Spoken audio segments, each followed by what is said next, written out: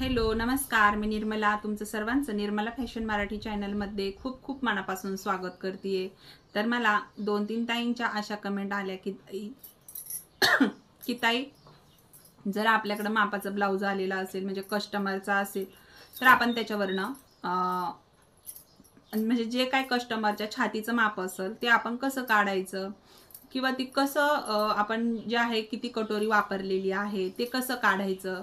तर मी जे काही जुने व्हिडिओ टाकलेले आहेत म्हणजे मापाच्या ब्लाउजवरून कसं माप घ्यायची त्याच्यामध्ये त्याची माहिती मी दिलेली आहे, पण तरी पण मी आज फक्त छातीचं माप कसं काढायचं जुन्या ब्लाउजवरून ते सांगते। तर मग चला व्हिडिओला मी सुरुवात करते।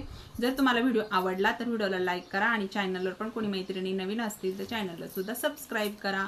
तर मग चला आपण एक जुना ब्लाउज घेतलेला आहे मी ज्याच्यावरून आपण आपलं त्या ब्लाउज किती छातीचा ब्लाउज आहे तो तुम्हाला बघायला भेटेल आणि त्याच्यानंतर कितीची कटोरी वापरलेली आहे याच्यामध्ये ते सुद्धा कळेल। तर मग चला, तर हे मी जुनं म्हणजे मापाचं ब्लाउज आहे। तर बघा या पद्धतीने मी तुम्हाला सांगते की हे ब्लाउज किती छातीचा आहे म्हणून। तर बघा या पद्धतीने आता सर्वात तर पहिले एकच भाग आपल्याला मोजायचा आहे। तर हे जे आहे बघा तुम्ही या पद्धतीने हा आपल्याला भाग जो आहे तो असा ठेवून घ्यायचा आहे इथं या पद्धतीने। मी तर ह्या पद्धतीने कटोरी मोजत असते। कटोरी मोजण्याच्या 2-3 पद्धती आहेत जेणेकरून तुम्हाला व्यवस्थित ही मोजता येते कटोरी, बरोबर। पण जिथं आपलं इथं हुकची जी पट्टी असते आपल्याला त्या साईडने आपल्याला जिथं हुक लावलेला आहे त्या हुकच्या बाजूने आपल्याला ही कटोरी मोजायची आहे, बरोबर। आणि ह्या बाजूने जर मोजायचं झालं तर मग ही जी बाजू आहे इथं अर्धा इंच एक्स्ट्रा असतं आपलं, त्यामुळं आपण इकडनं ही कटोरी मोजत नसतो।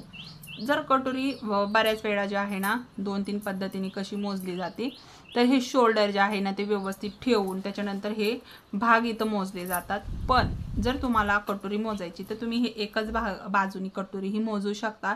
ती एकदम सोपी पद्धत आहे जेणेकरून ती परफेक्ट पण निघते आणि कुठं कन्फ्यूज पण होत नाही। त्यामुळे मग तुम्ही या पद्धतीने सुद्धा तुम्ही कटोरीचं माप हे मोजू शकता। आता ह्या ब्लाउजचं जो आपला मोंढा आहे हा मोंढा थोडाफार जर लुजिंग असेल तर मग तो जास्तही भरू शकतो। फिटिंगमध्ये ब्लाउज बसलेला आहे एखाद्या कस्टमरचा परफेक्ट ब्लाउज आहे तर त्याचं छातीचं मापसुद्धा हे परफेक्टच निघतं। तर हे बघा आपले हे हुक पट्टीपासून तर आपल्याला ह्या मोंढ्यापर्यंत फक्त मोजायचे।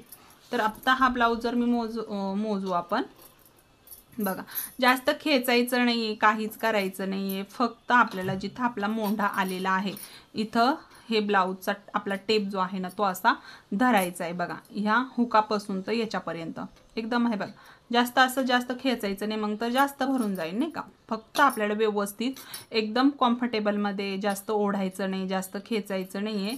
बघा या पद्धतीने टेप धरला तर हे ब्लाउज जे आहे ना ते 8.5 इंचाचं आहे। मग आता 8.5 इंचाचं आहे म्हटल्यावर ही छाती जी आहे ना ती 34 छातीची आहे, कारण की याचा आपण एक भाग काढून घेतलेला आहे। तर आपण काय करत असतो जर 34ची छाती असेल तर आपण त्याचा चौथा भाग काढतो घडी टाकताना सुद्धा।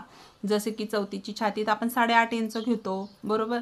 त्याच्यानंतर 2 इंच जे आहे शिलाई मार्जिन घेत असतो जे आतमध्ये आपण देतो ते। तर त्याच पद्धतीने हे आपण कटोरीचं माप काढत असतो। तर कोणतं पण ब्लाउज असू द्या तुमच्याकडं किती पण छातीचं तर ते आपण इथं या पद्धतीने मोजायचे। तर इथं तुमची कटोरी जी आहे ना ती परफेक्ट निघती। एकच भाग मोजायचा आहे आणि त्याचे 4 भाग करायचे, तर इथं आपलं हे कटोरीचं माप परफेक्ट निघतं। तर 34 छातीचं हे ब्लाउज आहे आणि अगदी बरोबर आहे। हे ब्लाउज जे आहे ना मी शिवलेलं आहे कस्टमरचं 34 छातीचं शिवलेलं आहे। तर ही कटोरी सुद्धा परफेक्ट 34 छातीचीच भरलेली आहे, म्हणजे 8.5चीच जे आहे ना छातीचं माप हे भरलेलं आहे।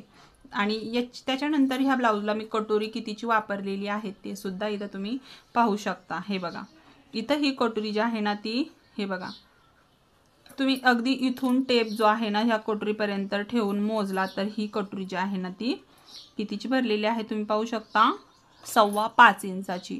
म्हणजेच अगदी बरोबर आहे की आपण 34 छातीला 5.25चीच कटोरी जी आहे ना ती वापरत असतो। आणि ही सुद्धा कटोरी जी आहे ना ती परफेक्ट 34 साईजसाठी 5.25 इंचाचीच मी इथं घेतलेली आहे।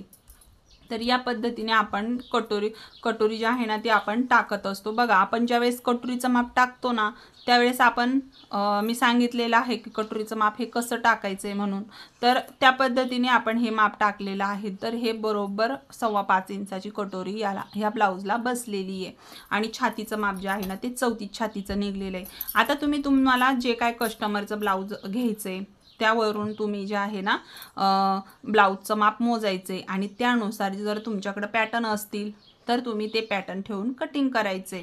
बाकी जर तुम्ही कटिंग करायची असेल तर तुम्ही व्हिडिओ बघूनही कटिंग करू शकता। तर या पद्धतीने आपण छातीचं माप मोजत असतो। बऱ्याच मैत्रिणी ज्या आहेत ना छातीचं माप या पद्धतीने पण मोजतात। तर कसं ब्लाऊज जो आहे ना तो परफेक्ट असा ठेवून घेतात, बॅक साईडनी पण मोजल्या जातं। या पद्धतीने ह्या मोंढ्याचं त्या मोंढ्याला मोजतात। हे बघा, तर इकडनं आहे ना थोडंसं जास्त म्हणजे व्यवस्थित जे आहे ना परफेक्ट माप निघत नाही, कधी कधी कन्फ्यूज होऊन जातं आपलं, कुठं मागे पुढं होतं की काय, किंवा असं खेचल्या जातं ताणल्या जातं। त्यामुळे आहे ना इथं या पद्धतीने बघा, आता मी असं ठेवून बघितलं, या मोंढ्याचं त्या मोंढ्यापर्यंत टेप घेतला तर हा किती भरतोय, जवळजवळ 18 इंच, म्हणजे जास्त आपण थोडंसं खेचल्या जातं, इकडे तिकडे जातं, तर हे 18 इंच 17.5 इंच असं भरतंय। तर मग थोडंसं मागं पुढे होतं, पण आपण जर या पद्धतीने इथून कटोरी जर मोजली, एक भाग जर मोजला तर ही परफेक्ट निघती आणि त्यानुसार जे आहे ना तुम्ही छातीचं माप हे काढू शकता।